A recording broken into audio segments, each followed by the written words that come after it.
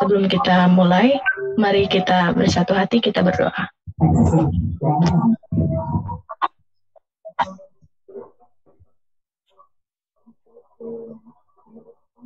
Ya Tuhan, selamat malam Bapak. Terima kasih Tuhan karena Engkau boleh kumpulkan kami di tempat ini. Meskipun kami terbatas hanya menggunakan media Zoom Tuhan, tapi biarlah kiranya Engkau yang boleh menyatukan hati kami Tuhan, agar kami boleh bersama-sama bersehati untuk memfokuskan diri kami Tuhan untuk mendengarkan firman-Mu. Dan biarlah Tuhan di sini, di tempat ini Tuhan, kami boleh belajar banyak hal yang boleh menolong kami dalam kami menjalani hidup kami. Dan bukan hanya itu saja, tapi kami juga boleh dimampukan untuk lebih peka terhadap saudara-saudara kami Tuhan, agar kami boleh mendoakan juga Tuhan saudara-saudara kami yang mungkin sedang memiliki pergumulan, agar kami boleh saling menguatkan satu dengan yang lainnya Tuhan.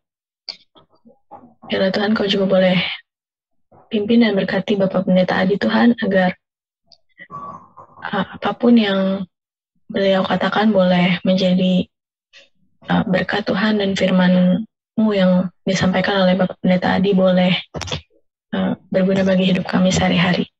Dalam nama-Mu Tuhan kami telah berdoa, amin.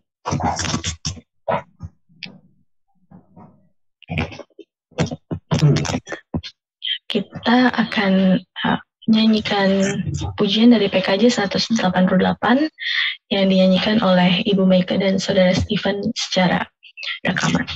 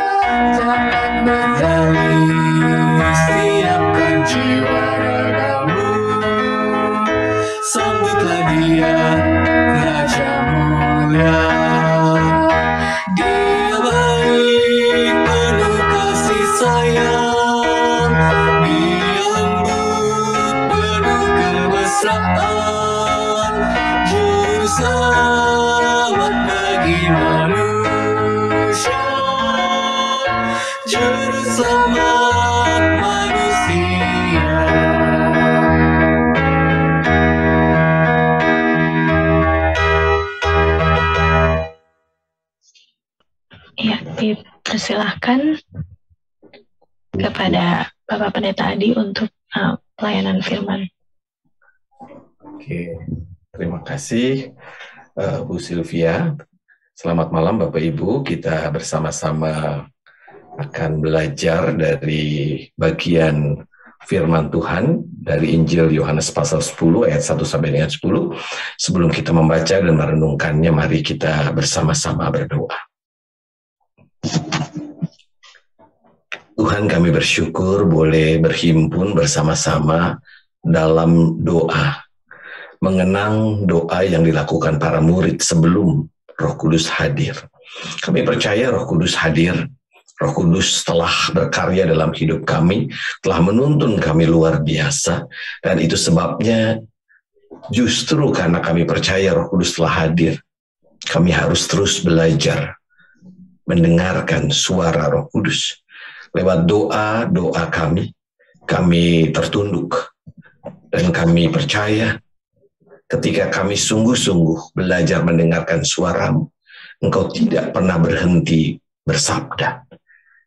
Malam ini, ya Bapa, sabda-Mu ingin kami dengar. Kiranya melalui sabda-Mu kami semakin dikuatkan untuk boleh menjadi bagian dari pemberita Injil Kerajaan Allah di sini dan kini. Kami siap hidup didasarkan pada firman-Mu. Di dalam Kristus kami berdoa. Amin. Saya mau share screen dulu ya. Ya, tema yang diberikan kepada saya adalah akulah pintu. Ya, lalu di background disebut ego eimi. Dan menurut saya menarik sekali ya, karena ego eimi itu bukan sekedar bermakna aku adalah, gitu ya, tetapi juga bermakna aku ada bagimu. Dan di dalam kata ego eimi itu menunjukkan bahwa Sang Maha Hadir itu setia.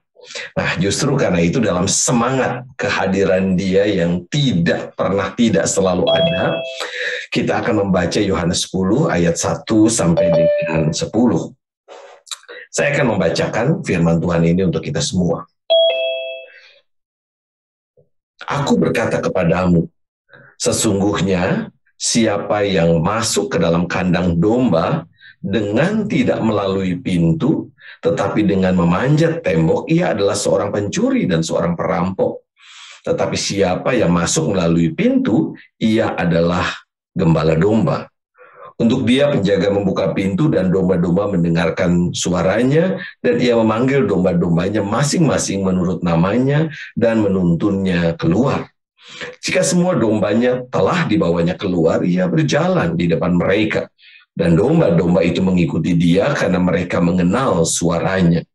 Tetapi seorang asing pasti tidak mereka ikuti. Malah mereka lari daripadanya karena suara orang-orang yang tidak mereka kenal. Itulah yang dikatakan Yesus dalam perumpamaan kepada mereka. Tetapi mereka tidak mengerti apa maksudnya ia berkata demikian kepada mereka.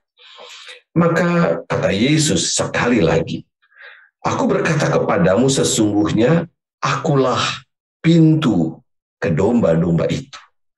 Semua orang yang datang sebelum aku adalah pencuri dan perampok, dan domba-domba itu tidak mendengarkan mereka. Akulah pintu. Barang siapa masuk melalui aku, ia akan selamat dan ia akan masuk dan keluar dan menemukan padang rumput. Pencuri datang hanya untuk mencuri dan membunuh dan membinasakan. Aku datang supaya mereka mempunyai hidup dan mempunyainya dalam segala kelimpahan.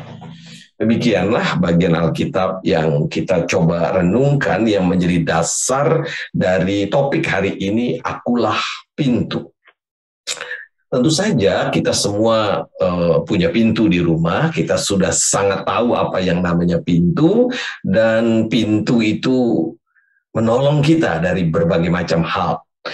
Nah, justru karena ini sebuah metafora atau perumpamaan yang biasa, maka saya mengajak kita untuk melihat lebih dalam lagi tentang pintu.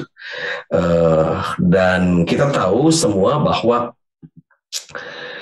metafora atau perumpamaan itu adalah sebuah cara Yesus mengajar. Dan cara Yesus mengajar ini luar biasa karena melalui metafora itu ada banyak sekali orang yang terketuk hatinya untuk semakin mengenal dan mengikuti Yesus. Namun kalau kita melihat dari definisi, paling tidak menurut Kamus Bahasa Indonesia, versi online, metafora adalah pemakaian kata atau kelompok kata bukan dengan arti yang sebenarnya. melainkan sebuah lukisan yang berdasarkan persamaan atau perbandingan. Jadi metafora adalah memakai sebuah bahasa lukisan untuk menjelaskan sesuatu, kira-kira begitu. Nah, justru karena itu metafora pasti memiliki kekurangan. Misalnya, soal metafora pintu, Yesus adalah pintu. Siapa yang pernah sebel sama pintu? Kejepit misalnya. Lagi nggak sengaja tiba-tiba pintu ketiup angin, gubrak kaki kita atau tangan kita kejepit gitu. Wah, kita kesal banget kan sama pintu. Ih, ini pintu apaan nih? Kaki kejepit, tangan kejepit misalnya. Atau misalnya saya pernah suatu ketika hampir membongkar pintu karena anak saya terkurung di dalam kamar. Dalam kamar kerja masih kecil, dia nyoba-nyoba kunci dan celek, waduh. Udah hampir pintu itu dijebol, lalu kita coba pelan-pelan. Coba kamu datang ke pintu, putar, dia bisa mutar juga. Jadi metafora itu adalah gambaran, bahasa gambaran, dan bahasa gambaran itu bisa saja punya kekurangan. Saya pernah ditanya sama remaja di tempat saya melayani sebelumnya, pada waktu membaca perumpamaan penabur yang baik gitu ya, penabur yang menabur benihnya. Ada yang di batu, ada yang di ilalang, lalu juga ada yang di tanah subur. Lalu dia tanya begini, kalau dia petani yang baik, nggak mungkin dia menabur di batu. Perumpamaan ini salah katanya. Nah, Bapak Ibu, saudara-saudara, metafora bisa saja memiliki kekurangan karena namanya juga menggambarkan sesuatu dalam bahasa yang seringkali dianggap dimengerti oleh para pendengarnya. Itu sebabnya pendengar bisa saja tidak mengerti apa arti perumpamaan atau metafora itu. Misalnya kita menemukan dalam hari ini ayat yang ke-6. Itulah yang dikatakan Yesus dalam perumpamaan kepada mereka, tetapi mereka tidak mengerti apa maksudnya. Nah, ini menunjukkan kepada kita bahwa tidak semua orang mengerti metafora yang mau digambarkan dalam teks itu. Yang paling sederhana adalah ketika kita membaca Wahyu, itu kan penuh dengan bahasa gambarannya, bahasa metafora. Berapa banyak di antara kita yang terjebak dalam kitab Wahyu sehingga kita anggap metafora itu menjadi sesuatu yang dalam tanda kutip apa yang ditulisnya secara hurufiah benar. Misalnya, saya nggak tahu di Pakis adakah anggota jemaat yang tidak mau vaksin. Di tempat kami ada yang tidak mau vaksin dengan mengatakan itu chip sedang disuntikan, ya, itu 666 secara terselubung. Nah, ini bahasa gambaran yang dimengerti secara harfiah, dan itu keliru sekali. Bahasa gambaran adalah bahasa yang perlu kita mengerti dan tempatkan dalam konteksnya. Kalau misalnya kita membaca di Yohanes 10 itu kan ada dua bahasa gambarannya. Nanti minggu depan, besok itu bicara soal gembala, ya. Yesus di situ memakai dua gambaran sekaligus. Aku adalah pintu, aku adalah gembala. Coba kita bayangkan secara imajinatif gitu ya. Yesus mengatakan aku adalah pintu dan aku adalah gembala. Gembala itu kan harus keluar masuk pintu. Berarti Yesus melewati dirinya. Ya, karena dia adalah pintu, dia adalah gembala. Nah, kalau kita membaca secara harfiah, maka metafora itu membingungkan. Nah, itu sebabnya baik sekali kalau kita coba belajar memahami gambaran atau metafora itu dengan baik. Nah, ketika kita bicara tentang pintu, Bapak Ibu, teman-teman sekalian, maka ada dua hal yang menurut saya menarik. Yang pertama adalah pintu adalah pemisah, batas antara aku dan kamu. Ketika kita menutup pintu, itu berarti aku dan kamu terpisah. Aku dan kamu dibatasi oleh pintu yang tertutup, oleh tembok di sekitar pintu, dan oleh pintu yang terkunci. Jadi aku tidak bisa berjumpa dengan kamu, kamu tidak bisa berjumpa dengan aku. Aku dan kamu berada dalam ruang yang berbeda, dibatasi oleh pintu. Jadi ini hal yang penting menurut saya. Jadi pintu adalah pembatas antara aku dan kamu. Ini hal yang pertama. Tetapi pintu juga adalah menjadi tempat di mana aku dan kamu bisa bertemu. Jadi di satu sisi dia pembatas, tetapi pintu di sisi yang kedua, pintu adalah tempat atau ruang di mana aku dan kamu dimungkinkan untuk berjumpa. Kalau ini tembok semua, gambarannya itu tembok semua hitam, maka aku dan kamu sampai kapanpun tidak akan bisa berjumpa. Tetapi aku dan kamu dimungkinkan untuk bertemu karena ada pintu yang bisa dibuka. Jadi kita bisa melihat di sini ya, bahwa aku dan kamu berbeda, dan itu dibatasi oleh pintu yang tertutup. Tetapi ketika pintu itu dibuka, ini bahasa, ini gambaran yang kedua, aku dan kamu punya kesempatan untuk bertemu. Nah, dalam pemahaman inilah, Bapak Ibu, Saudara-saudara, saya coba mengajak kita memahami kisah dalam Yohanes pasal 10 ayat 1 sampai dengan 10 ini. Kita coba lihat konteks penceritaannya. Banyak orang berpikir antara Yohanes pasal 9 dan Yohanes pasal 10 itu kayak nggak ada hubungannya. Yang satu sebuah narasi tentang Yesus yang menyembuhkan orang buta semenjak lahirnya, lalu pasal 10 itu pengajaran Yesus tentang identitas dirinya. Seolah-olah ini adalah dua bagian yang terpisah. Tetapi kalau kita lihat lebih dalam, sebenarnya pasal 9 dan pasal 10 itu menjadi satu cerita yang bersambung atau berurutan. Kita tahu bahwa Alkitab itu ditulis dulu tanpa pasal dan tanpa ayat. Jadi dia seperti cerita yang bersambung, narasinya tidak berhenti. Nah, itu sebabnya kalau kita membaca pasal 9 dalam terang pasal 10 menjadi menarik. Kenapa? Karena kalau kita memperhatikan di pasal 9 ada orang buta yang disembuhkan oleh Yesus, tetapi karena ia disembuhkan di hari Sabat, maka ditolaklah proses kesembuhannya, lalu dia dianggap sebagai bagian dari kuasa iblis, bagian dari kuasa kejahatan. Lalu dalam pasal 9 ayat 35a, di situ dikatakan Yesus mendengar bahwa ia, si buta yang telah celik itu, telah diusir keluar oleh mereka. Lalu Alkitab mengatakan, kemudian Yesus bertemu dengan dia. Jadi Yesus bercakap-cakap dengan dia, atau dalam bahasa lain, Yesus kemudian mengajar dia. Yesus memberikan pengajaran kepada si buta yang celik itu, dan pengajarannya itu terbuka buat para pendengar yang lain. Bahkan Yesus mengatakan, mereka yang selama ini kelihatannya celik, ini bahasa saya, sebenarnya mereka buta. Sedangkan si buta itu celik sebenarnya. Nah, itu sebabnya kisah ini kemudian menjadi menarik. Kenapa? Karena Yesus kemudian membedakan antara gembala yang baik dan pencuri.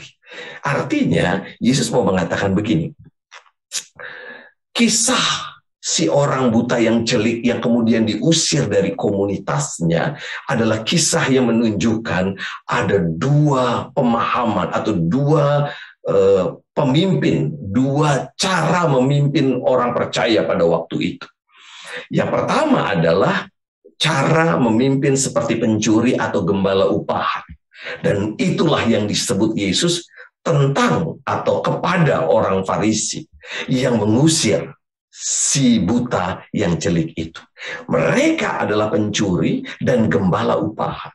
Dampaknya apa? Mereka hanya berpikir untuk keuntungan dirinya sendiri dan domba-domba terabaikan.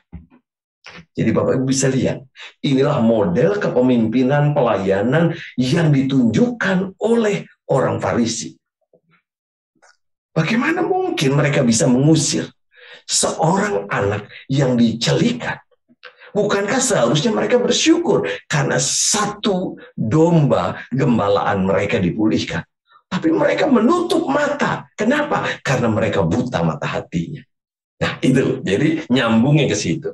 Jadi mereka adalah pencuri dan gembala upahan. Lalu Yesus mengkontraskan dengan dirinya. Hebat banget ya. Yesus mengatakan dirinya adalah gembala yang baik. Ini besok ya. Jadi gembala yang baik dan gembala upahan itu beda sekali. Gembala yang baik itu akan merawat domba-dombanya, kalau perlu dengan mengorbankan nyawanya. Nah, dalam konsep itu, dalam terang itu, maka kita bisa membayangkan ada dua gembala dengan domba yang digembalakannya. Satu, Yesus sang gembala yang baik. Yang kedua, gembala upahan yang dombanya terabaikan. Lalu apa yang terjadi? Lalu Yesus mengatakan, "Akulah pintu." Jadi kita bisa melihat di sini gembala, domba yang digembalakan atau komunitas yang digembalakan Yesus bukanlah komunitas yang eksklusif, yang tertutup, yang hanya memandang gembala dan domba sebelah kandangnya itu yang kurus-kurus terabaikan, lalu mereka tertawa. Lihat tuh domba sebelah kurus kering dan gembalanya gemuk-gemuk gitu ya. Kita tidak, sebab gembala kita adalah gembala yang baik dan kita adalah domba-domba yang terawat. Enggak begitu cara berpikirnya. Gembalaan yang dibimbing oleh Yesus, sang gembala yang baik itu ternyata punya pintu yang dibuka juga untuk domba-domba yang terabaikan. Domba-domba dari gembalaan yang lain, dari kandang yang lain, dipersilakan masuk di kandang di mana Yesus menjadi gembalanya. Untuk itulah mereka harus melewati sebuah pintu. Dan pintu itu bukanlah pintu yang tertutup, melainkan pintu yang terbuka. Nah, kita bisa lihat dari gambar ini, ada kontras ya. Di kanan kiri itu kita bisa menemukan padang ya, padang yang gersang, pohon-pohon mati, dan itulah gambaran dari daerah atau kandang di mana gembala upahan berkarya. Sedangkan ketika Yesus membuka pintu dan pintu terbuka lebar, maka kita bisa menemukan adanya oase. Bukankah Yesus sendiri yang mengatakan bahwa marilah kepadaku semua yang letih lesu dan berbeban berat, aku akan memberikan kelegaan kepadamu. Dan itu berarti Yesus menyediakan oase di tengah-tengah kegersangan hidup. Berat hidup di dunia ini, sulit hidup di dunia ini, tetapi Yesus memberikan kepada kita oase, dan oase itu kelihatan, pintu sudah dibuka. Maukah kita masuk ke dalamnya? Di masa pandemi ini, saya amat yakin ini masa yang berat buat kita semua. Kita seperti berada dalam situasi kegersangan. Dan saya percaya sekali bahwa di tengah-tengah situasi ini kita membutuhkan kesegaran.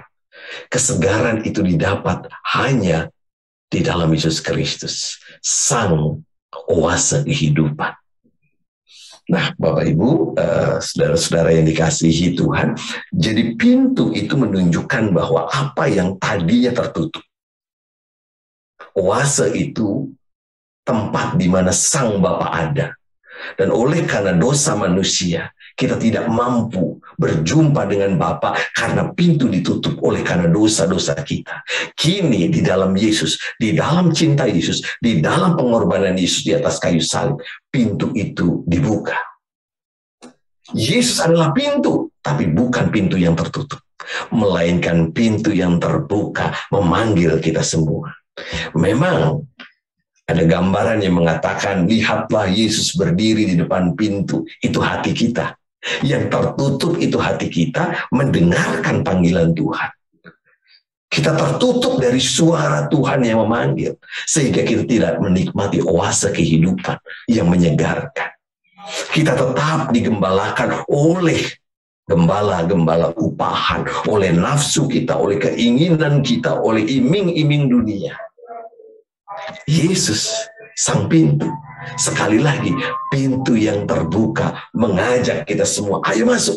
Yang letih, lesu, dan berbeban berat, aku akan memberikan kelegaan kepadamu.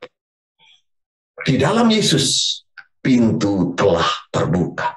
Dan Yesus sendiri telah menjadi pintu yang terbuka itu. Nah, gambaran ini tidak kemudian kita pahami begini. Kalau kita sudah masuk lewat pintu, ketemu dengan sang pemilik rumah, Bapa di sorga, maka pintu itu tidak diperlukan. Ini salah satu kelemahan bahasa gambaran. Tidak, karena Yesus duduk di sebelah kanan Allah, itu pengakuan iman kita. Jadi bahasa gambaran tentang pintu ini perlu kita maknai, bukan berarti Yesus diam saja, pasif menjadi pintu yang kita buka tutup, tidak. Tetapi ini bahasa gambaran yang menunjukkan pintu yang tadinya terkunci oleh karena dosa dan kesalahan kita terbuka lebar. Mari silakan masuk ke sana. Nah, sayangnya Bapak Ibu Saudara-saudara, pintu yang terbuka itu seringkali kita tutup. Sama seperti gambaran Yesus berdiri di muka pintu dan mengetuk-ngetuk. Kita yang menutup pintu yang terbuka itu. Pintu yang sudah dibuka oleh Yesus lewat pengorbanannya di atas kayu salib. Kita tutup rapat-rapat. Apa artinya? Artinya begini. Bukankah seringkali karya keselamatan itu kita hanya maknai di ruang gereja yang tertutup? Bukankah kegembiraan mengikuti Yesus itu seringkali hanya kita temui di gereja? Ada banyak sekali orang punya pemikiran, kalau di gereja nggak boleh begini, jangan berisik. Di gereja lagi ibadah, nanti kalau di luar gereja boleh ngapa-ngapain gitu ya. Di gereja itu kita dituntut menjadi pribadi yang saleh. Waduh, kalau ketahuan kita mencuri di gereja, seumur hidup di stigma begitu. Tetapi kalau mencurinya di luar gereja, nggak apa-apa lah gitu ya. Nah, itu pintu yang tertutup. Kita yang menutup dengan ego kita. Sehingga kita menjadi tempat yang eksklusif. Dari saya, untuk saya, bagi saya. Padahal pintu terbuka untuk siapa? Untuk dunia ini. Yohanes 3 ayat 16, karena begitu besar kasih Allah akan dunia ini. Itu sebabnya pintu dibuka bagi dunia ini. Lalu di manakah kita? Bapak Ibu, ketika kita dipanggil dan bersedia menjadi bagian dari tubuh Kristus yang namanya gereja, kita sudah ada sebenarnya di dalam kawanan domba gembalaan Yesus Kristus. Kita sudah ada di dalam, di ruang di mana Sang Bapa itu memberikan kuasa kehidupan. Karena itu jangan tutup pintu, bukalah pintu kita. Gereja yang menjadi lambang dari tubuh Kristus di dunia ini, dia tidak boleh tertutup pintunya dalam arti metafora. Artinya gereja harus menjadi lembaga yang terbuka, menjadi lembaga yang membuka dirinya seluas-luasnya bagi siapapun yang datang. Saya masih ingat dulu ada konven pendeta di Malang. Saya kebetulan mendatangi atau mendapat kesempatan berkunjung ke sebuah gereja yang berisi narapidana, mantan narapidana. Jadi pendetanya mantan narapidana, organisnya mantan narapidana, kosternya mantan narapidana, aktivisnya mantan narapidana, pemain musiknya mantan narapidana, anggota jemaatnya mantan narapidana. Gerejanya nggak terlalu besar. Lalu kami bertanya kan, pendeta-pendeta tanya, kenapa sih kalian nggak gabung aja di gereja yang sudah ada gitu ya? Kan pelayanan di sebuah gereja yang sedang dirintis itu tidak mudah ya. Mereka juga mengeluhkan betapa sulitnya mereka secara finansial. Lalu mereka menjawab begini, Pak, kami nggak diterima ketika datang di gereja yang ada. Orang curiga sama kami. Orang menutup pintu hatinya bagi kehadiran kami. Itu sebabnya kami membuat gereja para mantan narapidana. Bapak Ibu Saudara-saudara, kita yang menutup pintu. Lalu kita merasa bahwa di ruang yang tertutup ini kita menjadi pengikut Yesus yang luar biasa. Bapak Ibu, mari kita bayangkan dalam bahasa gambaran. Bukankah Yesus memakai gambaran, kamu adalah garam dan terang dunia. Kalau terang, anggaplah lilinnya, dikumpulkan dengan lilin, dikumpulkan dengan lilin, dikumpulkan dengan lilin, atau obor, dikumpulkan dengan obor, dikumpulkan dalam obor, masuk dalam satu ruangan tertutup. Apa akibatnya? Kebakaran. Ketika gereja tidak membuka pintunya, maka dia akan konflik internal. Terlalu banyak energi yang Tuhan berikan bagi umat Tuhan. Tetapi kalau hanya hidup untuk dirinya sendiri, akhirnya terbakar konflik. Kalau garam dikumpulkan garam, dikumpulkan garam, dikumpulkan garam dalam satu ruangan, maka jadinya gudang garam yang enak dihisap, ya. Tetapi dia tidak bermakna bagi kehidupan. Mengapa menjadi gudang garam? Karena kita menutup pintu. Nah, justru karena itu ketika kita bicara pintu hari ini, secara sederhana, Bapak Ibu Saudara-saudara, panggilan Tuhan buat kita jelas. Yesus adalah pintu menuju Bapa, dan pintu itu sudah dibuka. Dibuka bagi semua orang, bagi dunia ini. Aku dan kamu yang tadi terpisah karena pintu tertutup akibat dosa, sekarang telah dibuka oleh pengorbanan Yesus Kristus. Itu berarti gereja dan orang-orang beriman yang adalah bagian dari aku yang telah, boleh dikatakan, berada dalam gembalaan Sang Gembala Agung Yesus Kristus, dipanggil untuk berelasi dengan kamu. Berelasi dengan orang-orang yang belum menjadi gembalaan Kristus. Mereka yang berada di kandang-kandang gembala upahan. Mereka yang berada dalam kandang-kandang pencuri. Mereka yang kurus kering dan terabaikan secara spiritual. Itu berarti saudara dan saya yang tahu pintu sudah dibukakan dan kita ada di dalam ruang itu dipanggil untuk keluar, berelasi, berkomunikasi dengan orang-orang di sekitar kita. Dan itu berarti, Bapak Ibu, kita harus nunjukin bahwa kita adalah domba yang dipelihara dengan baik. Domba yang gemuk.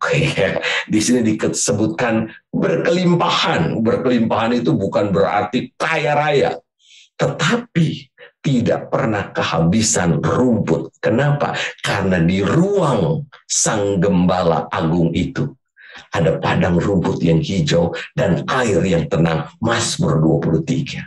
Aku sudah ada di ruang itu. Itu sebabnya aku memanggil kamu yang berada di ruang yang lain. Aku berelasi dengan kamu yang berada di ruang yang lain untuk mari masuk. Mari masuk. Lihatlah, kandang telah terbuka.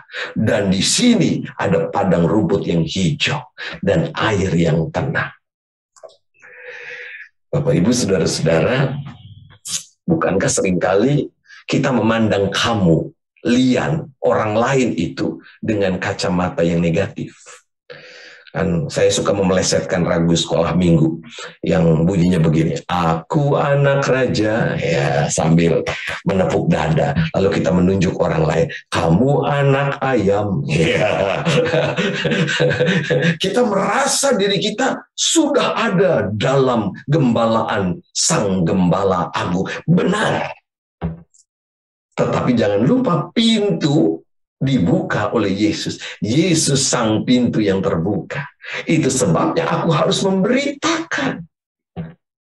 Saya pernah melawat seorang jemaat yang 17 tahun harus mendampingi suaminya yang terbaring sakit. Kami mendengar dia baru saja pindah menjadi anggota jemaat gereja kami, gereja yang saya layani dahulu.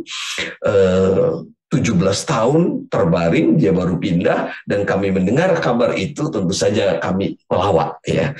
Tim pelawatan datang, dan biasanya tim pelawatan itu langsung nunjuk-tunjukkan, nanti Pak Pendeta yang khotbah. Wah, langsung mikir, 17 tahun kayak apa ya penderitaannya. Lalu kami datang, parkir di depan rumahnya sesuai dengan nomor rumah. Tiba-tiba ada seorang ibu setengah tua yang berlari di samping mobil.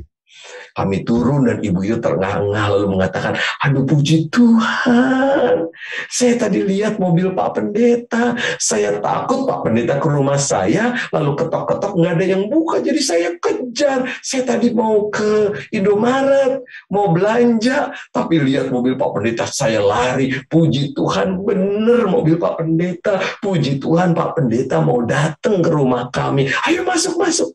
Masuk. Kami masuk dan semenjak perjumpaan itu, sampai kami pulang, kalimat yang muncul di mulut ibu itu adalah puji Tuhan. Puji Tuhan, 17 tahun Bapak sakit dan gak ada luka di tubuhnya. Puji Tuhan, 17 tahun Bapak sakit, anak-anak ngirim duit sekadarnya untuk beli obat.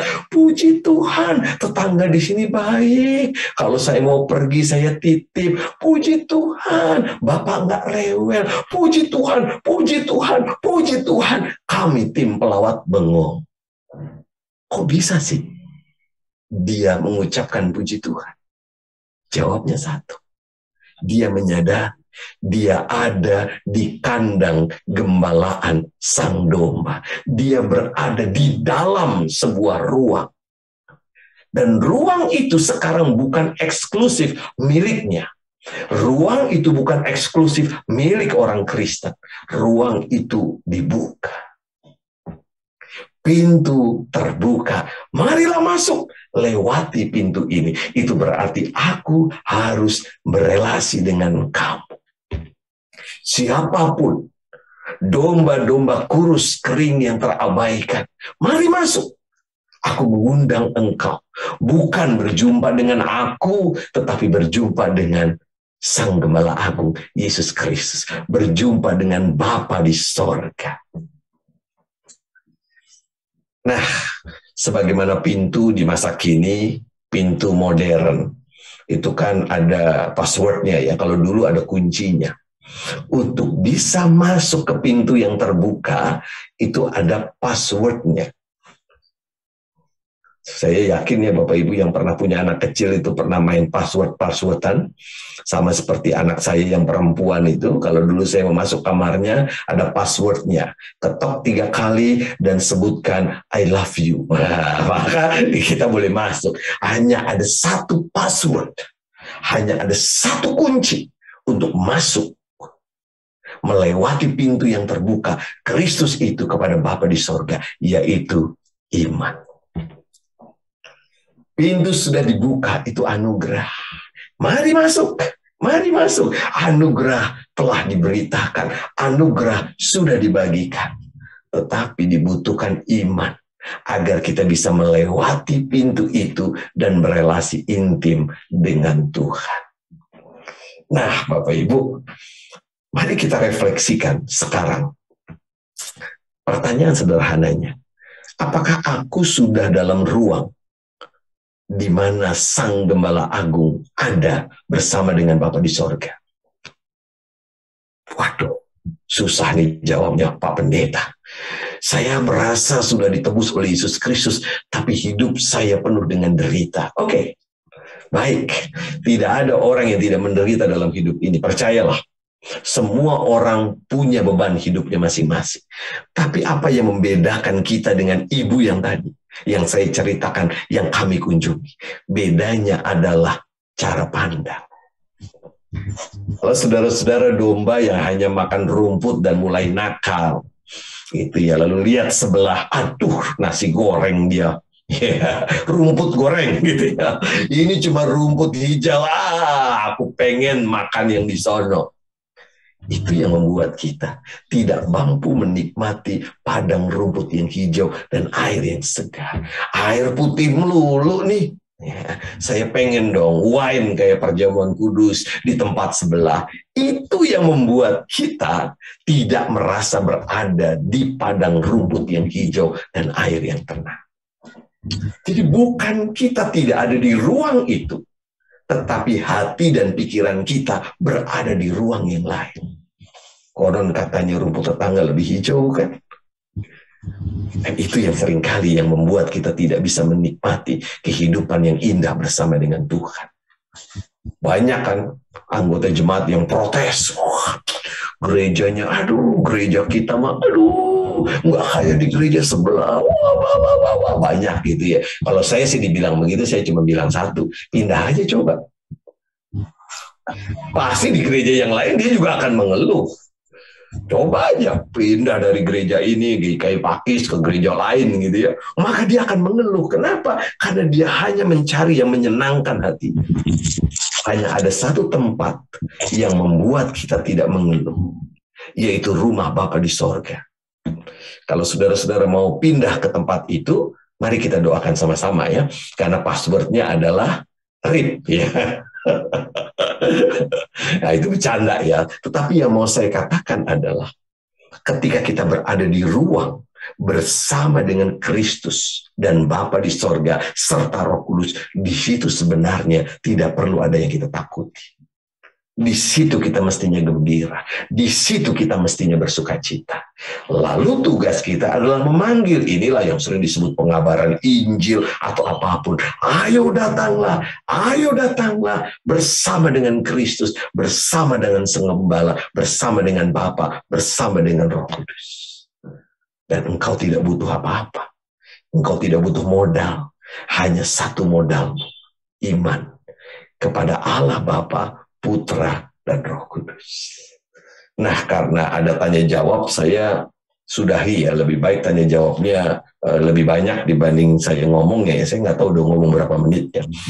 Saya buka kesempatan nanti Bapak Ibu bertanya sebanyak-banyaknya, karena Bu Sylvia akan menjawab dengan sebaik-baiknya.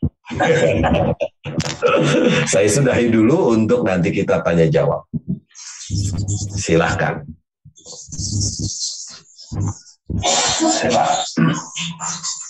Saya Pak, mau tanya Pak. Oke, silakan. Ya, nama saya Elson Simanjuntak. Siap. Saya tadi telah dengarkan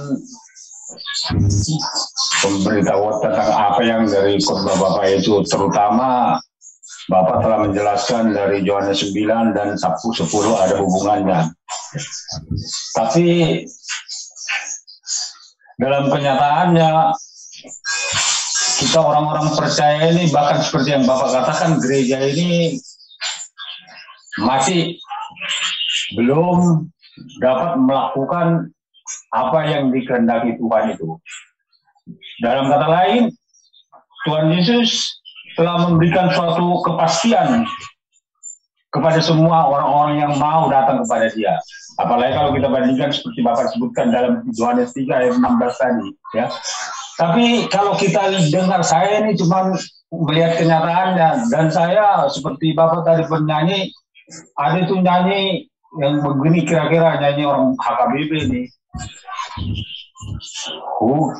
Aku menyesal akan dosaku, tapi aku mengaku Kristen, namun aku tetap masih melakukan ketidakbenaran, artinya dosa. Jadi dalam arti kata, saya menyadari, saya dari mulai usia 3 tahun sudah rajin Pak ke gereja dan mengikutinya. Tapi bahasa-bahasa Alkitab yang seperti Bapak katakan tadi adalah bahasa-bahasa perumpamaan atau kiasan. Dalam arti kemampuan kita juga orang percaya ini masih terbatas. Inilah kekurangan kalau menurut saya, pembelajaran yang kurang melalui gereja. Karena apa? Dalam kenyataannya, di dalam apa ini, kebetulan maaf ini ya, saya bukan mau apa.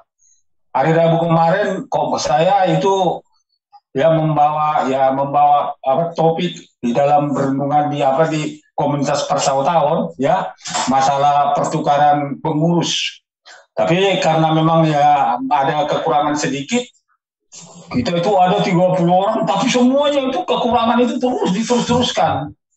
Sehingga saya bilang begini, saya tanya, sebab kebetulan saya saya bilang begini, manusia ini tidak ada yang sempurna. Yang sempurna itu Tuhan. Oleh sebab itu Tuhan juga bilang, jangan selalu dihubung-hubungkan. Ya sudahlah, kalau memang ada kekurangannya, nggak usah diingat-ingat lagi itu. Mari kita perbaiki dan kita arahkan kepada yang baik. Untuk apa kita ini di dalam acara kita bikin kebaktian, kita bikin doa, tapi itu, tapi apa? Jadi dari situ saya lihat kadang mau masih kita memang artinya seperti yang saya katakan tadi, orang-orang kita ini apakah memang gereja itu yang belum memberikan suatu kepastian kepada umatnya supaya bisa dengan jelas apa yang harus dilakukan sebagai orang percaya. Kalau kita lihat dari agama-agama seberang kan ada ini tingkatan-tingkatannya kan, ya. Jadi lebih supaya ada, berarti dengan kata lain setiap orang ada pembatas-pembatasnya. Kamu masih tingkat segini, ini. Jadi kalau kita ini kan merata, Pak. Ya tolong Pak diberikan sharingnya, Pak. Terima kasih, Pak. Oke, mau lihat tulang ya. Jadi betul bahwa berada dalam kandang sang Gembala Agung ya, itu bukan berarti kita sempurna. Ini dulu ya yang perlu kita pegang. Paulus sendiri pernah mengatakan kan dalam Roma 7 ya, sebab apa yang aku kehendaki yang baik pengen aku lakukan, tetapi ternyata yang jahat yang kulakukan, kira-kira dalam bahasa saya begitu. Artinya memang ketika kita berada dalam kandang sang Gembala Agung, tetap saja kita bukan orang yang sempurna, dan ini yang perlu ya. Itu sebabnya kalau nyambung tadi ceritanya Opung ya, maka saya harus mengatakan bahwa kelirulah kita mencari kelemahan orang. Ya, enggak, menurut saya siapa sih orang yang sempurna? Carilah kelemahan Presiden Jokowi, banyak. Ya, kira-kira gitu ya. Tetapi ketika orang berfokus pada kelemahan, dia tidak akan menemukan padang rumput yang hijau dan air yang tenang. Itu yang tadi saya katakan. Jadi misalnya siapalah, apakah Bapak Ibu bisa melihat kelemahan saya? Oh jelas, dengan mudahnya. Apakah Bapak Ibu bisa melihat kelemahan penatua? Oh jelas, bisa dengan mudahnya. Itu sebabnya dibutuhkan cara pandang yang baru. Nah, menurut hemat saya, ketika kita ikut Kristus menjadi domba dalam gembalaan Sang Gembala Agung, maka kita memakai kacamata yang positif. Carilah kelebihan orang.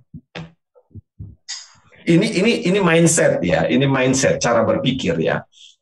Kalau misalnya kita sedang mencari pengurus misalnya ya, tadi Pak Sautawan kan cari pengurus, maka Oke, bahwa yang dulu ada kelemahan, gitu ya. Maka kita cari orang yang dalam tanda kutip ya memiliki kelebihan di komunitas kita. Apa kelebihannya Opung Simanjuntak? Misalnya, oh begini.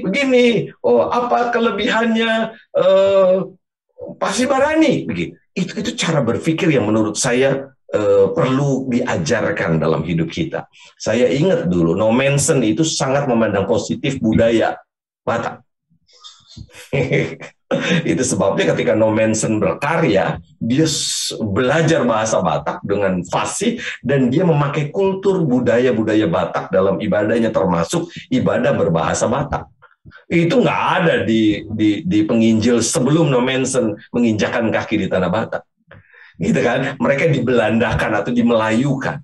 Nah, ini cara berpikir positif terhadap sesuatu yang dalam tanda kutip pada waktu itu budaya setempat itu kan dianggap kuasa jahat ya, si pelebegu.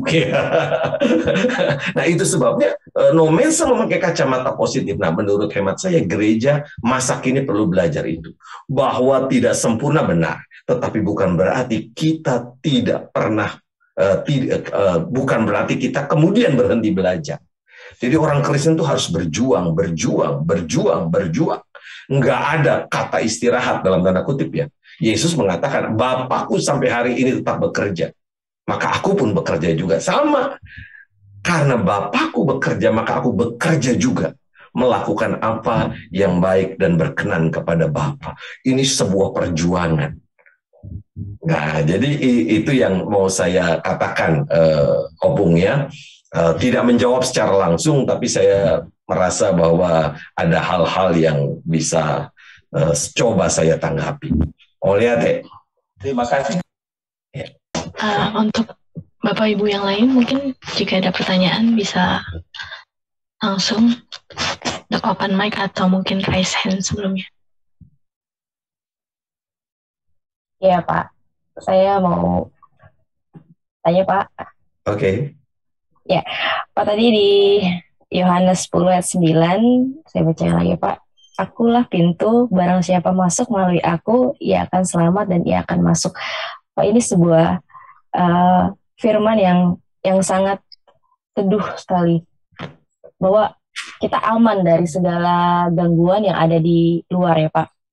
Terus adanya perlindungan juga di dalamnya. Kita merasakan damai sejahtera juga. Terus di dalam pintu itu kita juga merasakan pemulihan ya Pak. Kita diberi ruang pemulihan. Tapi di dalam pintu itu, walaupun kita sudah merasakan di pintu itu ya Pak, kita masih merasakan takut, khawatir Pak yang kita rasakan ya. Itu bagaimana ya Pak? Iya. Terima kasih Pak. Iya, Bu Sorta. Betul, dan itu yang membuat kita menutup pintunya. Iya. Kita khawatir, kita apa gitu ya. Yesus sendiri mengatakan kekhawatiranmu tidak menambah kan. Selalu bertambah-tambah dan aduh, saya tahu musuh terbesar dalam hidup ini adalah kekhawatiran, ketakutan yang luar biasa. Saya dibesarkan, saya ini anak pendeta ya. Dan pada waktu saya kecil, gereja yang kami layani itu tiap kali ada kegiatan tuh dilempari batu dan dilempari kotoran binatang karena masih dalam kasa begitu ya, kasa yang besar itu, jadi belum ada tembok. Lalu kami masih kecil itu setiap malam minggu itu pasti dibangunin oleh ayah saya, bangun bantuin gitu ya, kami nimba, nyiram gereja, dibersihin supaya nggak bau gitu. Itu dari jam 2 pagi kami sudah dibangunin. Lalu dampaknya saya pernah menjadi orang yang tidak bisa tidur kalau malam minggu karena bertahun-tahun tiap begitu.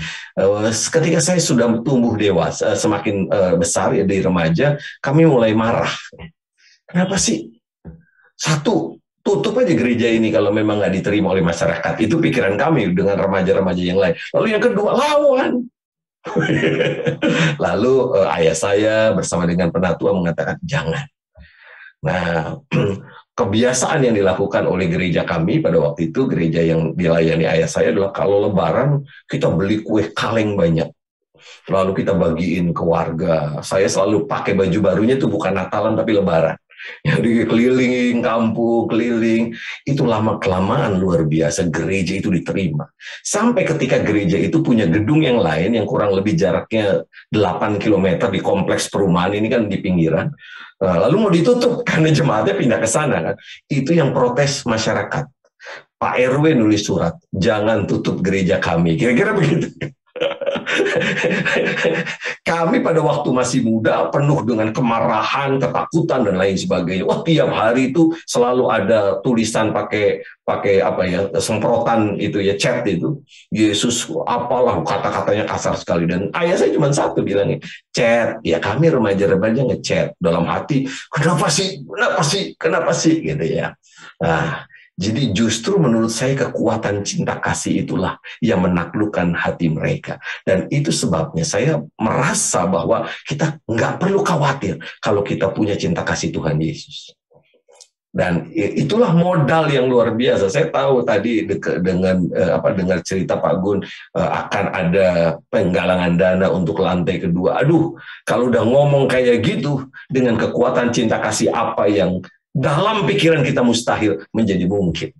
Nah, itu yang saya alami sepanjang perjalanan hidup saya. Begitulah. Ayah saya Muslim sebelumnya.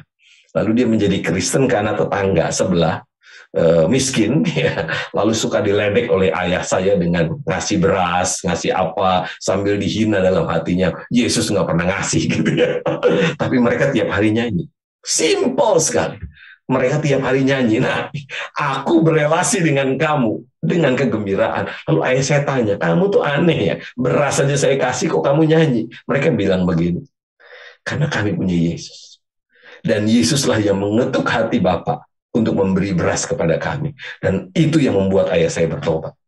Nah, itu jadi memang kekuatan cinta itu membuat kita tidak lagi dihantui oleh kekhawatiran.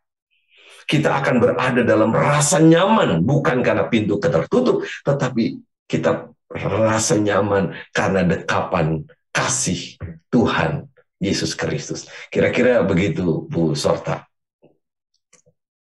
Terima kasih, Pak. dengan cinta kasih Tuhan. Sungguh luar biasa. Pak.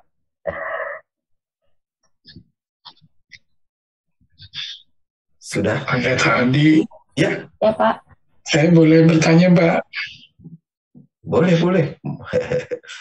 Eh, yang ada dua Pak. Yang pertama saya menyambung pernyataan Pak Adi tadi bahwa cinta kasih di dalam akan meruntuhkan kekerasan orang begitu ya.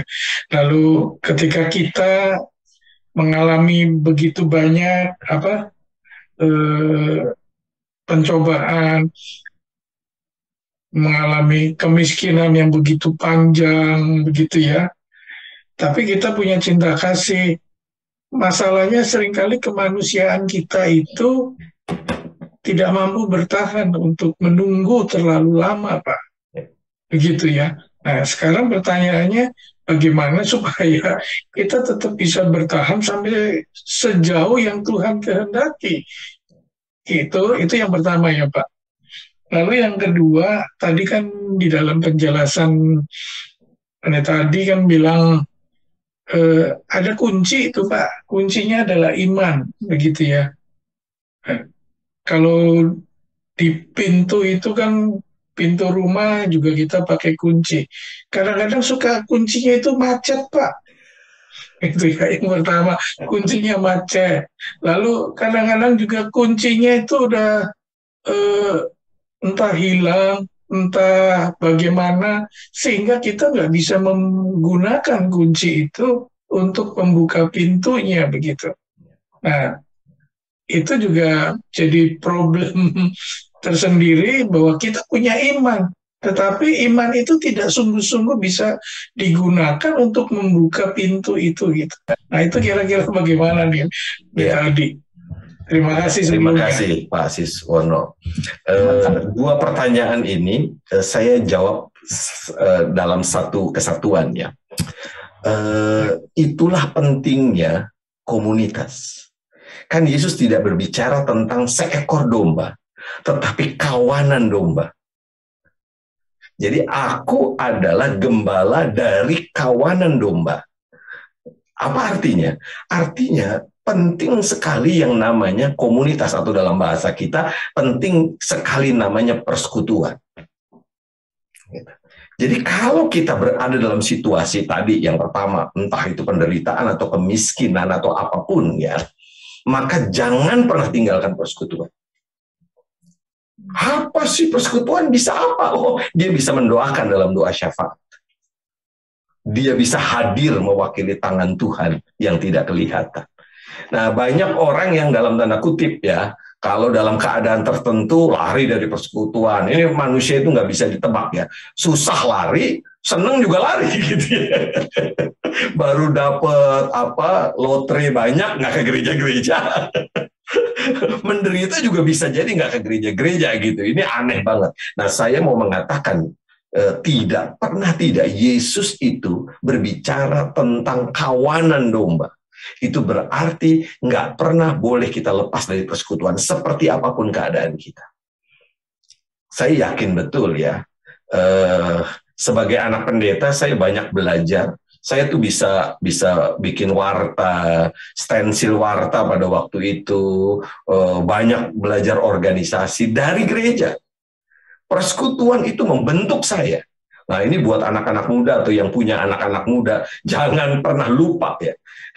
Oh, saya senangnya ke gereja ini, ke gereja ini, ke gereja ini. Oh ya betul, nggak apa-apa sih. Tapi jangan pernah lupa, kita punya kandang.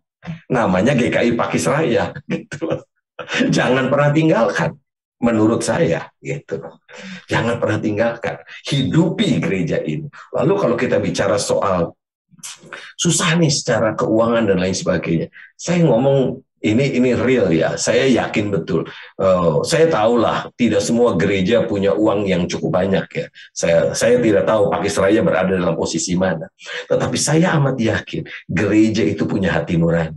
Kalau ada yang menderita, pasti bantuan itu datang. Ini bukan berarti ngomong kalau gereja tempat mencari bantuan, enggak ya. Saya ngomong betapa indahnya yang namanya persekutuan. Betapa indahnya yang namanya persekutuan. Wah, Itu kalau kita udah ngomong yang namanya persekutuan tuh luar biasa. Nah ini ya Pak ya Pak Siswono ya. Jadi dua hal itu, dua pertanyaan Pak Siswono, maka menurut saya jawabannya satu. Kita berada dalam kawanan domba, gembalaan Tuhan, dan kita disebut domba.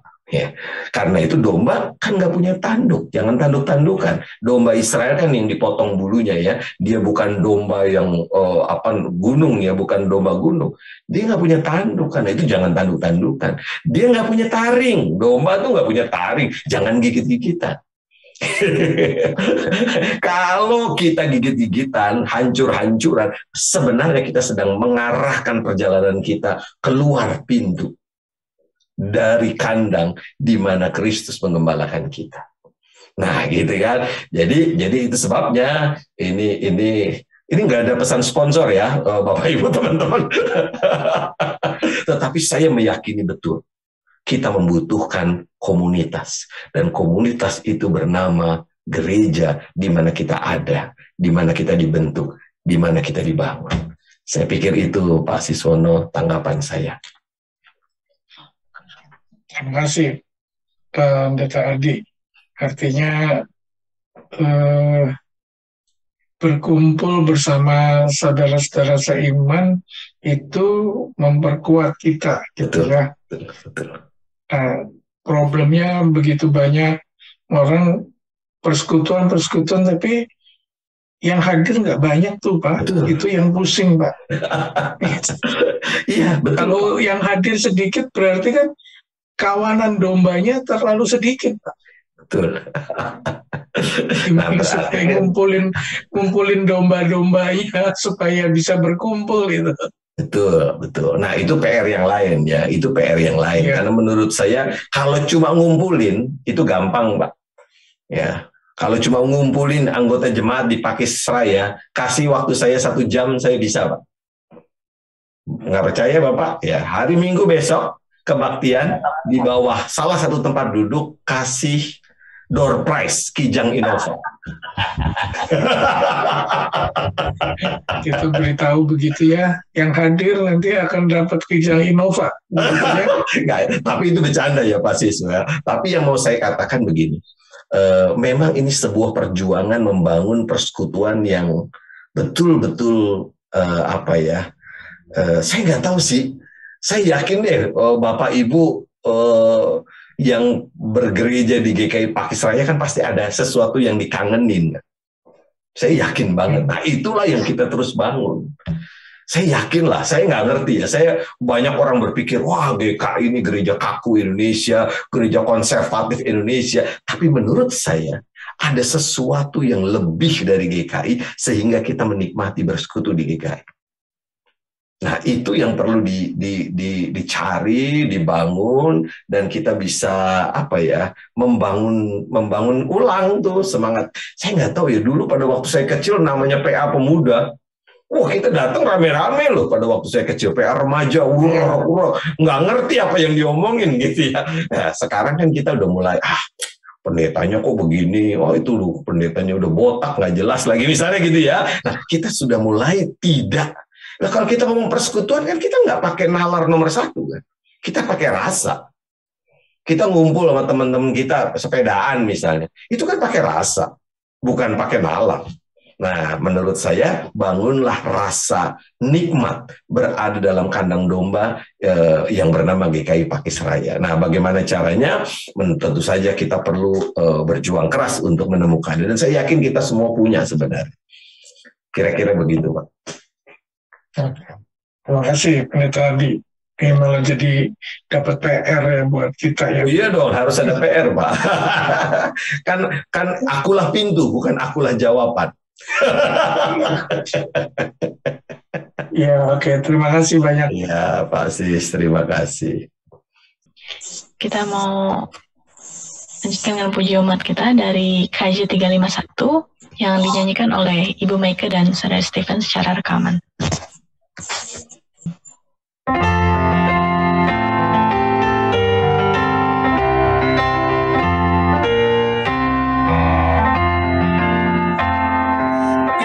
Itu satu-satu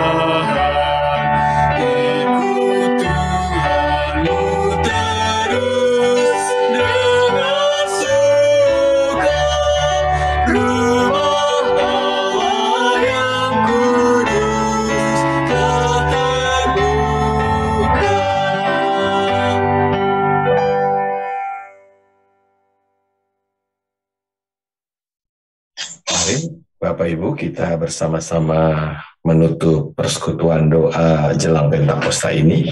Kita berdoa. Tuhan, setelah manusia jatuh dalam dosa, pintu tertutup, terlalu jauh jarak kami dengan Engkau. Namun, Engkau mengutus anak-Mu, Yesus Kristus, menjadi pintu yang terbuka. Lewat derita salib, Ia menjadi jalan kebenaran dan hidup, yang membawa kami masuk ke dalam ruang yang begitu indah, padang rumput yang hijau dan air yang tenang. Dan itulah sebenarnya keadaan kami orang-orang percaya. Namun ya Bapa, ego kami seringkali membawa kami jauh dari Engkau. Kami yang menutup pintu terhadap Engkau. Tolonglah kami, agar kami membuka pintu hati kami dan membiarkan Engkau berkuasa, hingga kami mampu menjalani hari-hari kami dalam sukacita. Hidup memang berat, derita akan ada, tetapi kegembiraan melewati hari-hari kami miliki, karena kami berada dalam gembalaan Sang Gembala Agung, Yesus Kristus. Kami akan kembali dalam kehidupan kami, dalam gumul dan juang hidup kami. Kiranya Engkau senantiasa menolong dan menemani kami. Tuntunlah kami senantiasa, dan kami akan bersama-sama menjalani hari-hari kami dalam naungan dan berkat Tuhan. Kasih setia Allah Bapa yang tidak pernah berkesudahan. Kasih setia Allah Anak di dalam Yesus Kristus yang penuh cinta menjadi pintu yang terbuka. Dan kuasa Roh Kudus yang membarui segala sesuatu ada pada setiap orang percaya yang belajar berjuang untuk setia melakukan kehendak Tuhan sekarang dan sampai selama-lamanya. Bapa, terima kasih. Por favor,